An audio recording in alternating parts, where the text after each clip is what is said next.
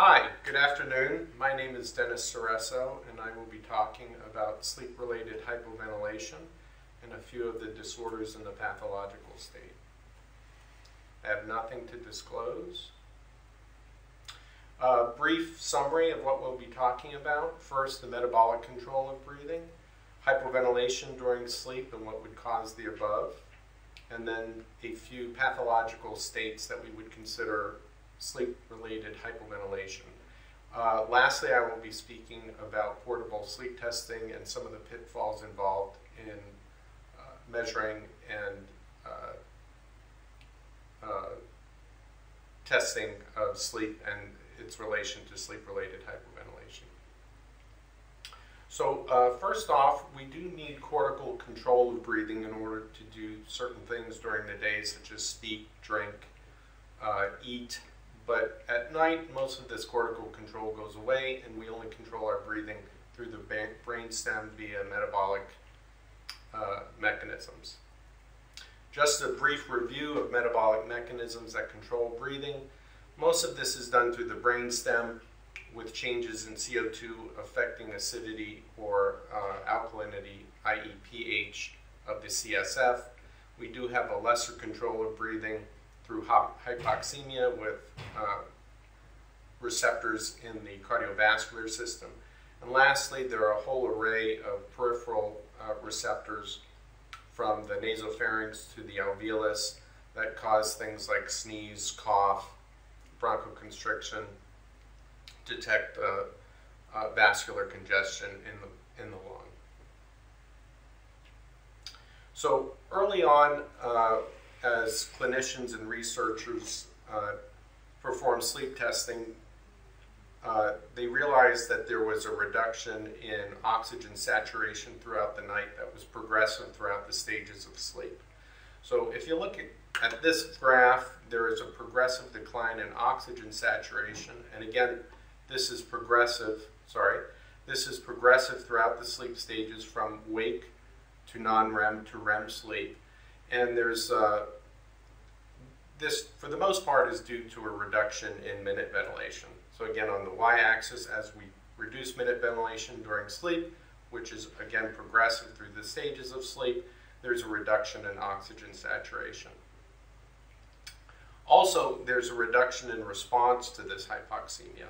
So again, as we go through our stages from wake to non-REM to REM sleep, there's a reduction in the response to this hypoxemia.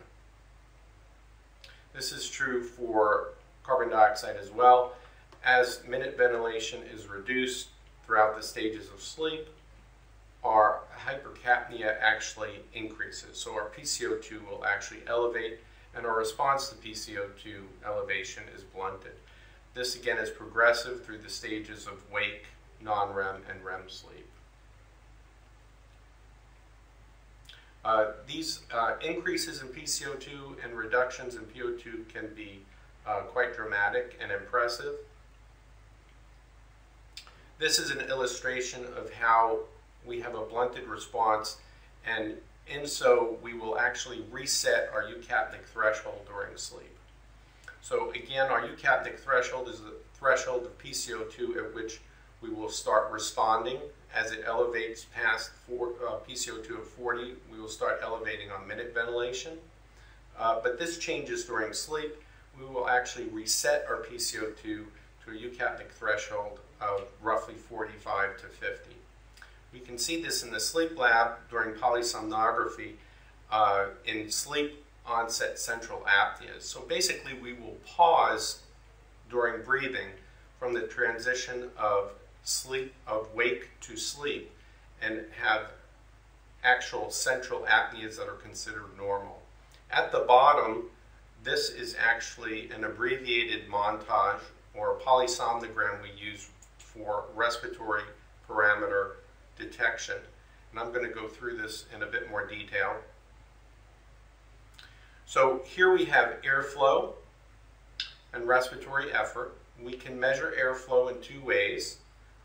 One, by a thermistor. A thermistor is just a metal coil that is heated and cooled by our breath. That causes a change in resistance in the wire, as well as a change in its impedance. And that's actually what we're measuring, and we get a waveform, and we extrapolate that waveform as airflow. We can also measure airflow directly with a nasal pressure transducer. And here you can see that there's a pause in airflow in both the thermistor and the nasal pressure transducer. This pause in airflow, or this reduction in airflow, is more than 90%, so this would be an apnea. And here we have respiratory effort. Respiratory effort has ceased, so this would be a central apnea.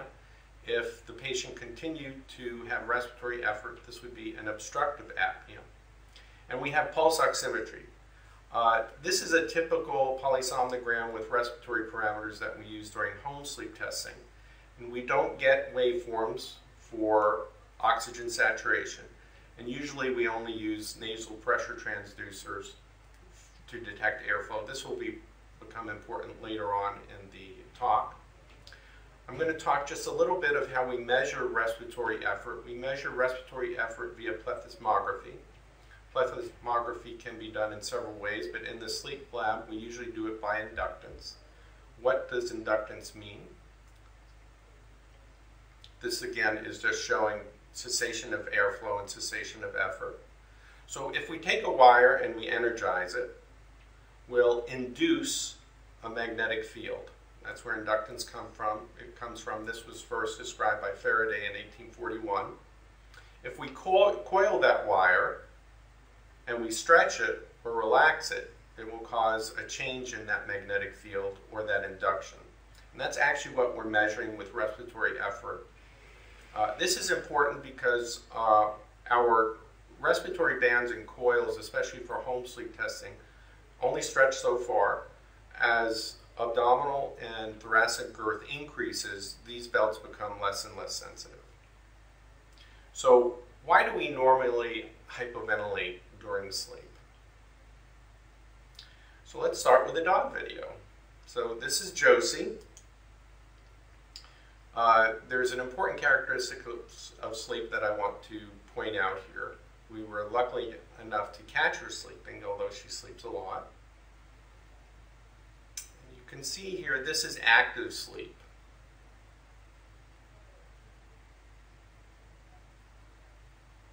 And intuitively, we know that Josie's dreaming. So in animals and newborns, dream sleep is called active sleep. Newborns up to 12 weeks. But why doesn't Josie just act out her dreams?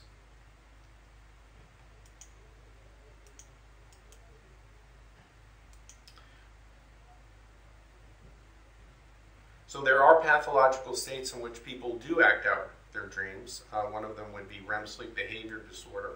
And it's pretty impressive when someone comes in with their bed partner and the individual has either put their head through the wall or beat up their bed partner because they had dream activity during sleep, which happened to be violent. So why don't we act out our dreams at night? We call this phenomenon REM atonia. This is a protective mechanism. So all mammals dream, all mammals sleep, and if we must sleep and we must dream, best to do it while we're quiet and silent. So if you're an arboreal, for instance, we feel this is a protective mechanism, so that if you're in a tree dreaming and sleeping, you don't want to fall out of the tree. If you're on the savannah or a plain, you don't want to get up and start acting out your dream where there could be apex predators lurking about. And this is a suppression of spinal motor neurons that causes a reduction in skeletal muscle tone that spares the ocular muscles and the diaphragm. So again, there can be some disease processes that kick in when this protective mechanism goes awry. One of them is sleep paralysis. Sleep paralysis is when we are conscious during this episode of REM atonia. Sleep paralysis can be a feature of narcolepsy when it's hypnagogic. By hypnagogic, I mean when we're transitioning from wake to sleep, in which the individual starts having features of dream sleep while they're still awake, in which they can't move. For most of us that experience sleep paralysis, and sleep paralysis can be very prevalent It's usually hypnopompic when we're coming out of sleep into a waking state. So it's usually after our last REM period of the night, in which we stop dreaming and we come to full consciousness, but we just can't move. And this can be frightening for most people. Most people will describe panic because they're dyspneic. They feel like they can't breathe, and they feel like they'll stop breathing. So this has been so prevalent, there's actually mythology and artwork around this mechanism. This is actually an incubus. And an incubus is a demon that would come in the night and restrain you, sit on your chest and restrain you as it sucked your life force. So we've all seen the internet meme of fainting goats. And they're actually not fainting, they're actually having cataplexy. So I'm going to pause this for a moment. So right here on the left, you can actually see the farmer frightening the goats with an umbrella. And cataplexy can also be a feature of narcolepsy, in that, again, during narcolepsy we have features of sleep during wake. And this usually occurs with strong emotion or surprise.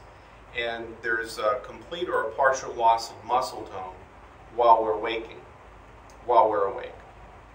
And you can see as the farmer actually scares this herd of goats, about a third of the herd will actually drop to the floor. So some researchers and clinicians feel that, again, this is actually a protective mechanism, in that, for instance, with predation, if there's an apex predator lurking about and they're startled, best to drop in tall grass and not be seen, play dead. If you're out on the plain, it will actually confuse a predator. For instance, most predators will chase anything that moves, or they hunt by sight, so that if you drop to the ground, the likelihood is they won't chase you, or as a scapegoat, so to speak. So, for instance, if you're in a herd and apex predator comes about, best to sacrifice one or two members of the herd than several. The term scapegoat actually is just that. Ranchers out west will actually keep goats and sheep along with their prize cattle and horses during birthing season, so that if there is an apex predator or a pack of apex predators like wolves, they'll be happy with a meal of just a goat as opposed to their prize calf or prize colt. Okay, so again, we can have feelings of cataplexy in the normal population. In other words, during episodes of extreme emotion or even excitement, many people will describe a feeling of exhaustion. We've got metaphors to actually describe that in our culture during episodes of strong emotion or excitement. So what do we see in the sleep lab when we actually look for features of REM sleep? So this is a polysomnogram. It's an abbreviated polysomnogram just for sleep staging. And I'm going to work this through you. And this is actually a nice epic that shows a transition from non-REM sleep to REM sleep. So up top we have EEG. Then we measure eye movements with electrooculography. And lastly, muscle tone. So there are some typical features of stage 2 sleep here.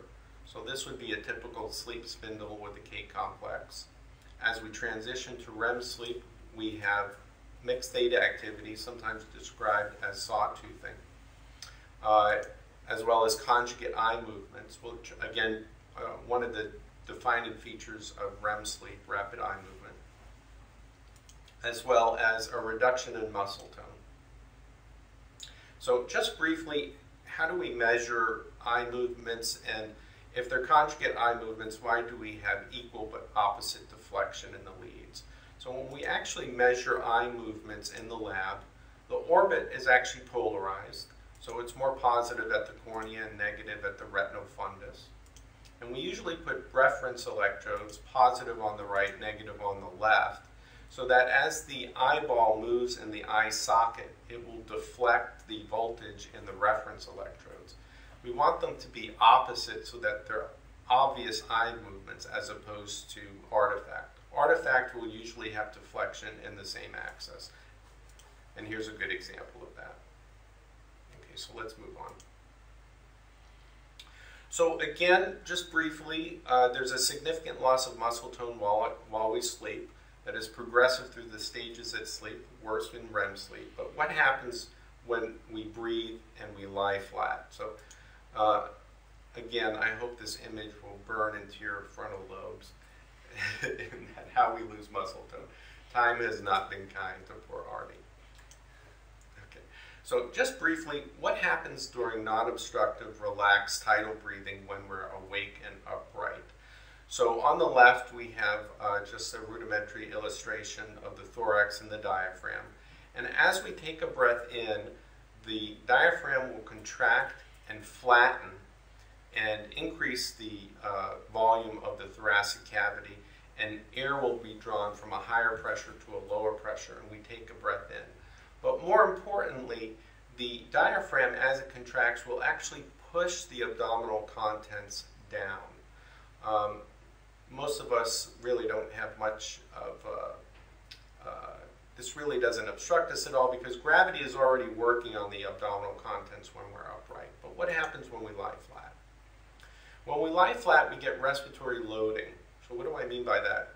Now gravity is working against us, so the abdominal contents are now pushing on the diaphragm and making it harder for the diaphragm to work. We can also have respiratory loading in the thorax. So as we gain weight around the thoracic cage, we respiratory load the thoracic cage, and we also have a reduction in compliance of the thoracic wall. We can also have increased upper airway resistance due to increased loading of the upper airway as well. So back in the 40s and 50s, clinicians actually took advantage of respiratory loading before we had positive pressure ventilators with iron lungs and rocking beds. So in the acute phase of respiratory failure, and this is actually a polio epidemic ward of the acute phase when polio affected the respiratory muscles. They would flux the barometric pressure around the thoracic cavity and pump the thoracic cavity like the bellows. But in the chronic phase, they would use a rocking bed. So a rocking bed would cycle from Trendelenburg to reverse Trendelenburg in about 5 to 8 second cycles and actually roll the abdominal contents from caudal to cephalad and pump the diaphragm. And they would pump the diaphragm like a bellows. What about thoracic cavity loading? As we gain weight in the thoracic cavity actually shrinks, and there's a reduced compliance, and there's a reduction in FRC. So this is a nice case that I found from New Zealand that actually shows fat deposition in the pleural space, which is unusual. Most of the time as people gain weight, they will actually have fat deposition in the mediastinal space. But what I wanted to point out is the amount of body mass in adipose tissue around the thoracic cavity. So this is one of the reasons why we calculate tidal volume for vent parameters by ideal body weight and not actual body weight. So as we gain weight around the thoracic cavity, it will actually reduce compliance and reduce FRC. This mass does not have to be adipose tissue. It can just as easily be muscle tissue. So we have a lot of football players, weight trainers, pro wrestlers with quite a bit of muscle mass in the pectoral region around the thoracic cavity, and muscle weighs 12 times more as fat. So even though these individuals may seem very fit, they can actually have restricted breathing at night, especially when they lie flat. So if you look at Arnold here, Arnold probably has about 1 to 2% body fat, but he has a BMI well over 30. So what happens in the upper airway? So on the left we have MRI images of an individual who's normal, and on the right, an individual who has obstructive sleep apnea. And you could see the reduction in caliber of the upper airway between the two. And on the right, this is caused by just a little bit of submental fat deposition in the buccal and submental areas, and you can see that there's a great reduction in airway caliber with increased upper airway resistance. This is one of the reasons why we score the upper airway with a Mellon-Potty score. There are individuals who are just genetically predisposed to a high Mellon-Potty score. You don't have to have fat deposition. You can actually have retrognathia, micrognathia, or just macroglossus. There's a whole host of other genetic disorders, but that's beyond the scope of this talk. So let's review what happens when we lie flat and breathe at night when we sleep. So we have loss of muscle tone coupled by breathing in the supine position. We get increased respiratory loading with increased resistance. We also get diaphragmatic dependent breathing, usually in REM sleep. This alters lung mechanics, specifically reducing compliance. Overall, this causes a reduction in overall tidal volume. I put that in red because that's a board question for the fellows. And overall, this causes, as we saw in the beginning, a reduction in overall minute ventilation. But there is no compensatory increase in respiratory rate. So if we take everything together, increased loading, loss of accessory muscle use, and loss of muscle tone, along with a blunted central response to hypercapnia and hypoxemia, we get normal hypercapnia and hypoxemia at levels that we tolerate. We reset our eucapnic threshold. So let's go from the normal state to the pathological state.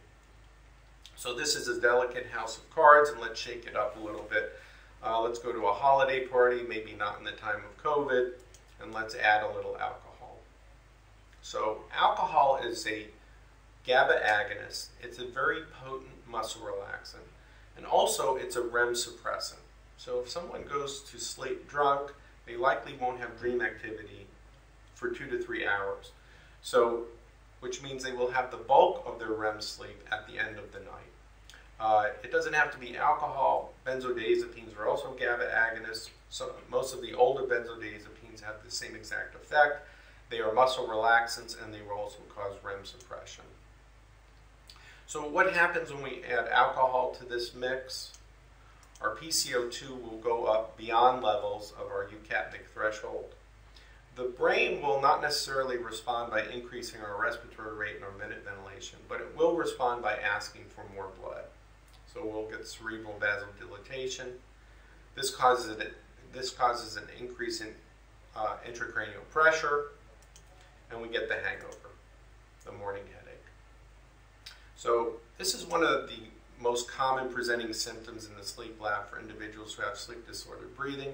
Let's take the weekend warrior, right? Someone who is a little bit overweight. We have increased upper airway resistance. We have increased thoracic loading with reduced thoracic compliance. We have increased diaphragmatic loading. This causes sleep disordered breathing, and again, they get the morning headache.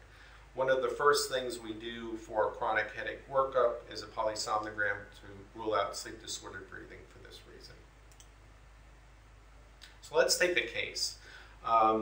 This is a case I saw early on in my career as a sleep fellow, and it was very formidable for me because Wendy taught me a lot of respect for the upper airway. So who is Wendy? Wendy is a 6-year-old female, and she started sleepwalking when she started first grade. She stopped napping because you're not allowed to nap in the first grade. And mom was a shift worker. Mom would come home at 11 o'clock at night. And grandmother took care of Wendy for the most part. So grandmother would pick her up from school, take care of Wendy, and around 8:30 or 9 o'clock at night, both grandmother and Wendy would go to bed. So grandmother's complaint was that Wendy snored horribly, so much so that grandmother could not initiate sleep. And mom really didn't care about Wendy's snoring. Mom cared about the sleepwalking, because just as mom was about to go to bed at around 2 or 3 o'clock in the morning, Wendy would get up and start walking the home. Mom thought that this was a reaction to starting first grade and that Wendy was just anxious and she just was interested in getting a hypnotic for Wendy to quote-unquote knock her out. So for the most part, Wendy was a normal kid. She had a little bit of nasal congestion taken care of with Singulair, but Wendy had a pretty significant Friedman tonsil score. But she had really big tonsils.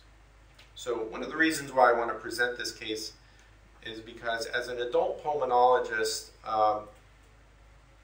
we tend to get lulled into the thought that the pulmonary system begins and ends with the vocal cords or at the distal end of an ET tube. So I had to break it to Wendy's mom that, number one, kids should not snore. Number two, if kids do snore, and they have any signs or symptoms of obstructive sleep apnea, like parasomnia, sleepwalking, but they need a sleep test.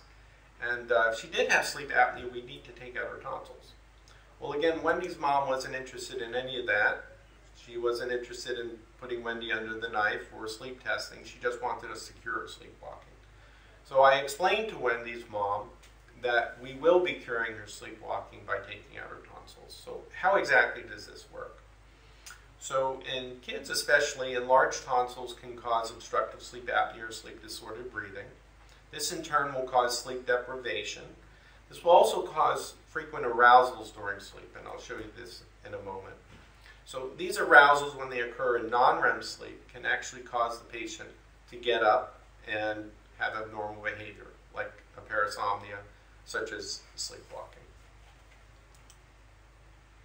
So this is a typical epic from Wendys Polysomnogram. So as we saw previously, we have sleep staging montage up top, as well as a respiratory parameter montage at the bottom.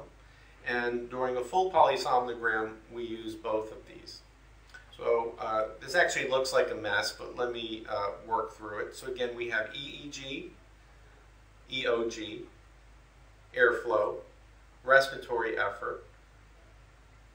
We do a little bit of EKG, as well as leg EMG to detect limb movements, a snore mic, and oxygen saturation. So if you look at the big purple arrow, this is actually a reduction in airflow by at least 30%. That would make this a hypopnea if it's associated with arousal, which it is. That's what this big mess is in this green box. Or oxygen desaturation by at least 3 to 4%. There is respiratory effort, so this actually makes this an obstructive hypopnea. But look at Wendy's oxygen saturation. It's rock solid at about 98. So this is one of the reasons why in children we actually measure capnography, unlike adults. Although in adults we're starting to do this more and more. And we measure capnography, or PCO2, using end-tidal respiration and measurements. So you can see here that although Wendy's oxygen saturation was high and did not deviate, she actually had significant hypercapnia, right? She went from what we would consider normal, below 50. Again, we reset our eucapnic threshold to about 45 to 50, to mid-60s, which is very significant. So how do we measure end-tidal CO2? And why do we use a higher level of end-tidal CO2? Typically, although we do reset our eucapnic threshold, even during the wake state, we tend to use an end-tidal CO2 upper limit of about 50. And part of the reason for that is we're not measuring the CO2 levels at the alveolus. We're actually measuring it at the nair or the nostril. There's quite a bit of dead space in the upper airway, and that can act as a CO2 reservoir. So one more epic of Wendys polysomnogram. So throughout the night, in the previous polysomnogram, that was what was occurring in the early study, but as the night went on, Wendy started to fatigue. So you can see that her baseline airflow didn't really change all that much. But to the trained eye, there's actually quite a bit of obstruction in the expiratory limb of this airflow. Again, her oxygen saturation remained rock solid. She was no longer arousing, but her end-tidal CO2 continued to elevate. So in children, we can define sleep-related hypoventilation when their PCO2 measurements are above 50 for at least 25% of total sleep time.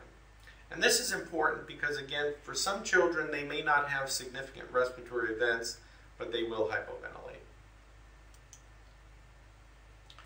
This is an oximetry and capnography hypnogram from another patient. So we do capnography in adults, and this is a hypnogram from one of those adults. And if you look at the red tracing, or the oximetry tracing, there are significant dips in oximetry and significant peaks in capnography, hypercapnic episodes, and episodes where there was prolonged hypercapnia. These red arrows actually denote when there were episodes of dream or REM sleep. So this is an adult who had significant sleep-related hypoventilation. And we can extrapolate that as oximetry drops, we can extrapolate in individuals in which we're not doing capnography, that the likelihood is there is also hypercapnia going on at those moments.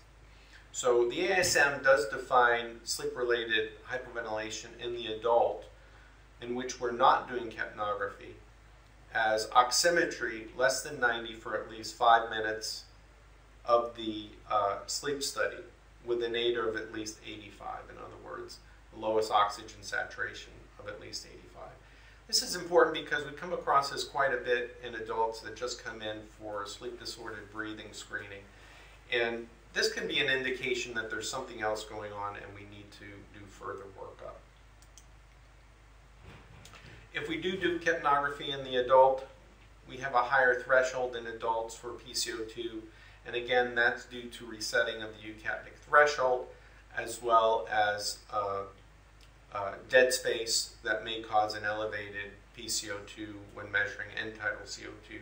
So we usually use a PCO2 level of 55 millimeters of mercury, and we want to see at least greater than 10 minutes of hypoventilation. For people that normally have an increase or a baseline increase in their PCO2 in waking, it's usually a level of at least greater than 10 from their baseline for 10 minutes. So again, hypoventilation can be more profound in individuals with another disease process that may not be apparent in the waking state, and significant hypoxemia and especially hypercapnia during sleep studies should trigger further workup. So let's take the last case. So this is Harry. I met Harry about a year ago, and Harry's a very important patient to me because his case highlights and ticks just about every box in pitfalls and issues that the clinician has in screening individuals currently in our healthcare system for sleep-disordered breathing. It also took me about 6 months to get Harry to do the right thing. So Harry is an older male who was a pilot, and as he got larger, he was unable to get into the cockpit anymore. In other words, the FAA took away his flight certification because he was a high risk for sleep-disordered breathing. So when I say that, Harry had a BMI of 32 or greater, and he also had a neck circumference greater than 17. But Harry came in with paperwork and put it on my desk and said, I have no problems with snoring or sleeping or staying awake during the day, and I need you to sign my paperwork so I can start giving private pilot lessons to rich businessmen. He also had an Epworth score of 0, which was a bit of a red flag, and I'll get to why that is. But because Harry was in a high-risk occupation, we really have to look a little further into Harry's case to decide as to whether or not he's still fit to fly. So let's dig a little deeper. So Harry did have some blood pressure that's controlled with a diuretic. He was a former smoker. He was recently taken off of lisinopril because of what was considered ACE-induced cough. He did have a big neck. He was a large man, and he had an elevated Mallampati score. So when we did look in his mouth, he was missing a uvula.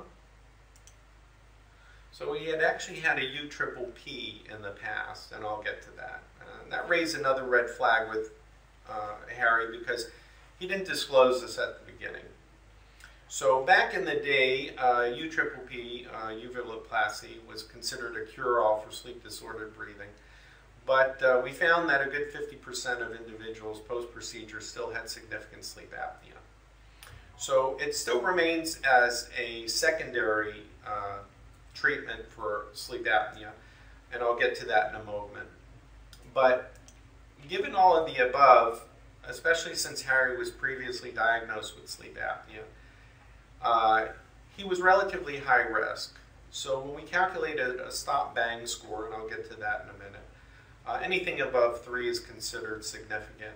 And although Harry was quote-unquote asymptomatic, he was still at risk, and his perceptions of his sleepiness may not be set in reality, and I'll get to that in a moment as well. So let's talk a little bit about an Epworth Sleepiness Scale. So an Epworth Sleepiness Scale is a subjective measure. It's a questionnaire that we give patients with a set of 8 questions. And we try and gauge their perception of their sleepiness. So basically they have 8 separate questions. You score them from 0 to 3, so you can have a maximum score of 24. As the score goes up, it denotes more and more sleepiness. Everyone is somewhat sleepy, especially in the afternoon, so we really don't expect a score of 0. And the line in the sand seems to be about 9 to 11. So anything above a score of 9 is a likely indicator that the individual has a self-perception of sleepiness during the day. But a normal score, or a low score, even a score of 0, doesn't necessarily mean the patient is not sleepy. For instance, researchers have actually filmed patients falling asleep while actually filling out the questionnaire with the end result of a normal Epworth score. We have woken up patients in the waiting room who were sleeping before their visit, and they would claim that they weren't sleepy, and they would actually have a normal Epworth score. So we really can't trust Harry's perception of his sleepiness. What's a UTriple P? So basically, a UTriple P is when we take away a little bit of the extra tissue in the oral and hypopharynx. We remove the tonsils if they're still there. We remove the tonsillar folds. We remove the uvula and a little bit of the soft palate. And if you look at the bottom MRI image, pre and post UTriple P, it does a great job of increasing the caliber of the hypopharynx. And it can work very well for snoring. In fact, lots of these individuals will no longer snore after the procedure. And it may be a bona fide treatment for mild obstructive sleep apnea, since it tends to reduce the amount of sleep apnea by roughly 50% for most individuals. But it does nothing for the actual cause of sleep apnea, which is the tongue falling in back of the throat. So you can have significant sleep apnea and not snore. You can have a UTriple P and not snore and still have significant sleep apnea. So one of the reasons for all of this, especially the subjective measure of sleep, one of the responses was to develop a questionnaire that involves some objective tools we can actually go by. So this was actually developed by the anesthesiologist. This is a stop-bang questionnaire. And one of the reasons is Harry can just as easily be an older gentleman looking for some sort of elective surgery, let's say a knee replacement. And we get referrals, pre-op referrals for this all the time. Let's say Harry just wanted his knee replaced and he wasn't really interested in any sleep testing. Well, Harry is a high risk peri and post-op. Many patients are unable to be be extubated or taken off ventilators. Many patients have to be reintubated in recovery because they come to these procedures with untreated sleep apnea. So it involves a few objective measures that Harry has. He has high blood pressure, an increased BMI, increased age. He's male, and he has an increased neck circumference. So anything 3 or above is considered a significant stop-bang score and needs to be evaluated further. So I explained this to Harry, and I broke it to Harry that he would have to have some sort of sleep testing.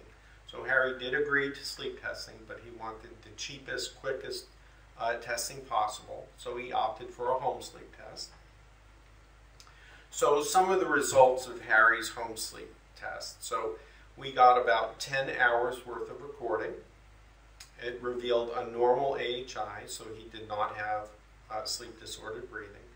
But he had significant hypoventilation. He had significant hypoxemia at night. He spent a great deal of the night with oxygen saturation below 90 on room air and below 88, which is what CMS defines as hypoxemia for the most part. So let's talk about some of the pitfalls and why we needed to go a little further and do in-lab testing for Harry. So again, I had to break it to Harry that just because his home sleep study was quote-unquote normal or did not reveal sleep disordered breathing, that home sleep testing can be used to support a diagnosis of sleep disordered breathing, but can't necessarily rule it out. And we're going to talk about why that is.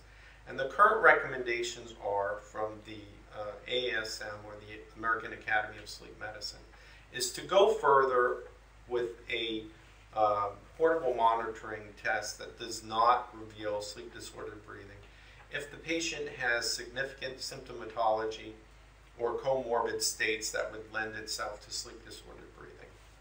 The reason I'm actually describing all of this is I have actually had this conversation with 2 separate sleep board certified physicians, not only in why we should pursue testing in individuals who are at high risk and high risk occupations despite being asymptomatic, and why we cannot describe a home portable sleep test as normal, and why we have to move further to an in-lab attended sleep study despite negative results on a portable sleep study. So why would that be the case?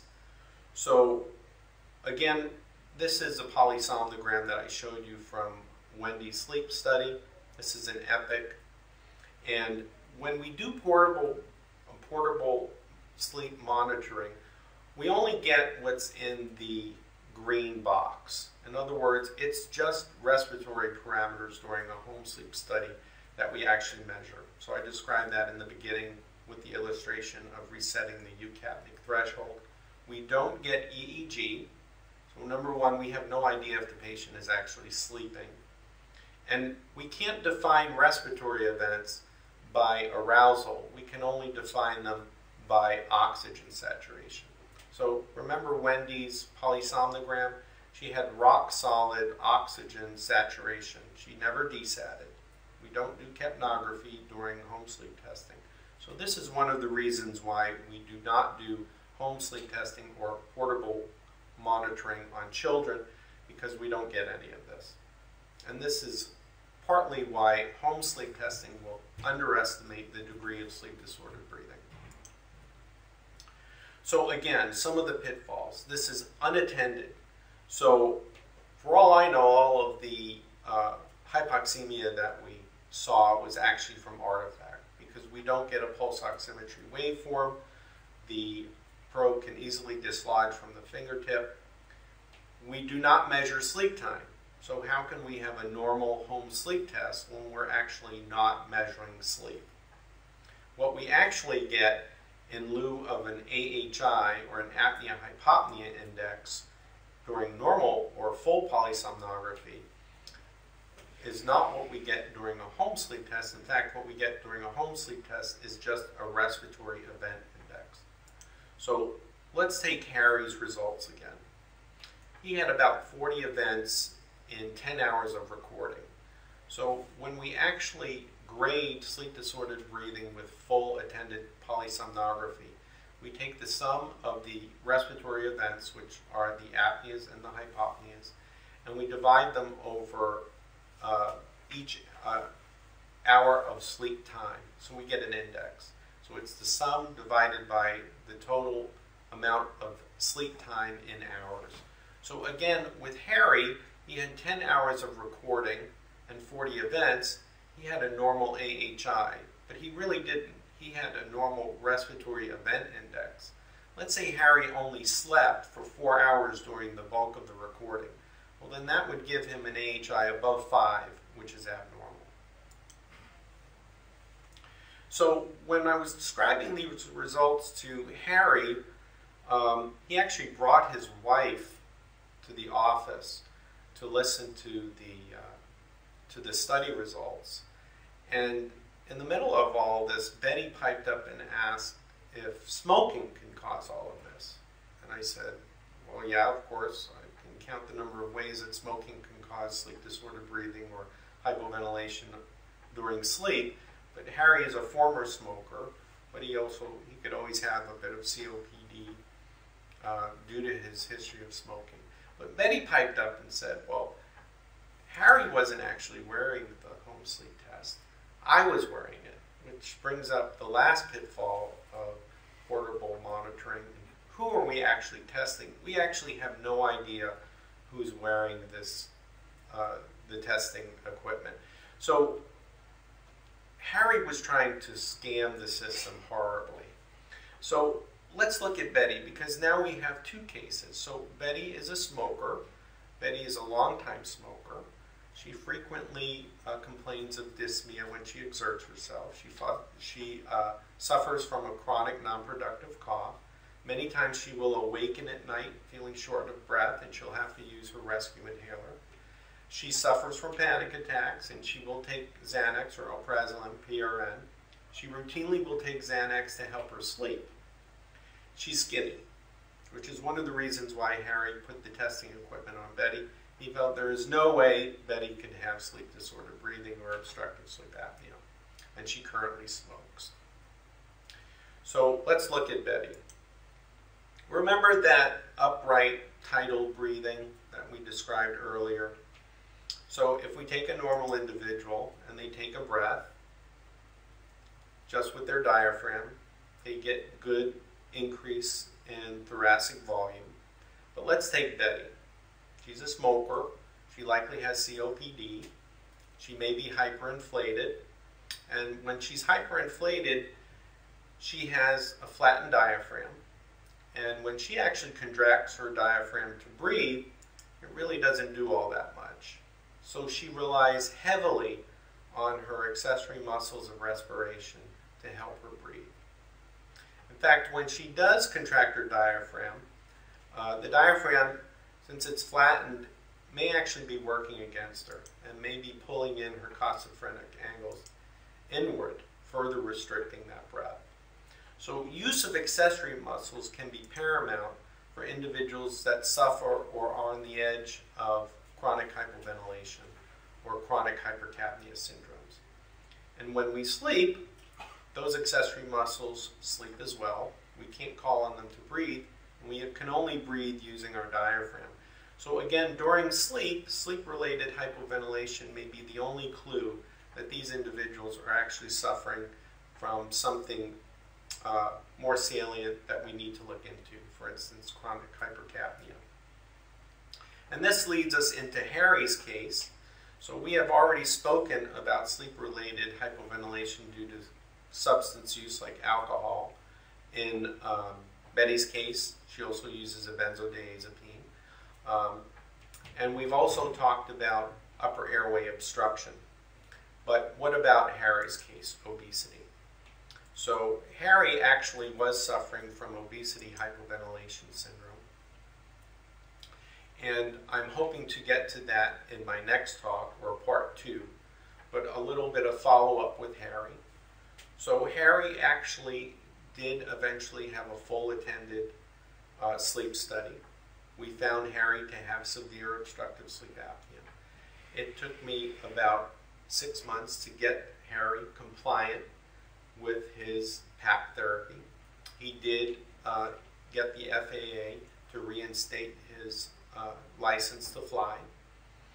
And during one of his follow-up visits, Harry insisted that he didn't feel any different. There were no changes at all that he can actually relay. And again, Betty was with him. And Betty told us that now Harry, rather than having disturbed sleep and getting up 4 or 5 times a night, quote unquote, sleeps like the dead, and he no longer drinks coffee. So Harry was drinking about 2 to 3 pots of coffee during the day. Now he can't even look at it. And lastly, Harry's cough went away. So in the beginning, I had mentioned that he actually suffered from ACE inhibitor-induced cough, and lisinopril was discontinued. In fact, when lisinopril was discontinued, he continued to suffer from cough, and he was worked up for cough. But he told me that his cough went away. So there is a possibility that Harry was suffering from sleep disordered breathing-induced acid reflux, and that stopped with PAP therapy. There are a whole host of other reasons that could have caused his cough. For instance, increased nasal,